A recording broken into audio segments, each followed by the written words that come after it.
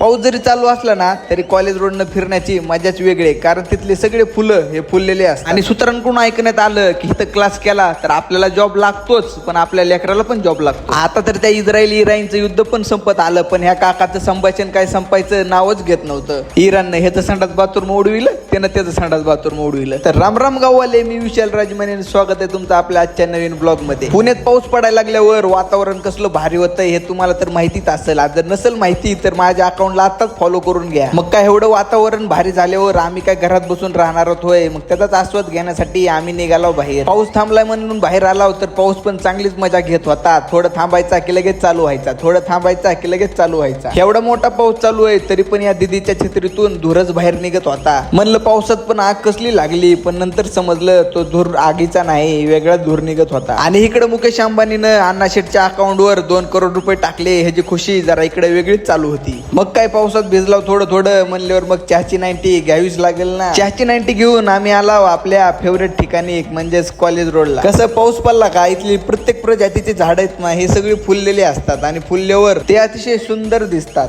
आणि पुण्यात किती पण ट्रॅफिक असू द्या, पण या BRDच्या रोडनं फिरण्याची मजा जरा वेगळीच आहे. आणि इकडे या रोडच्या बाजूला गाव आणि इकडे बघितलं तर सिटी, विषयच हार्ड होता.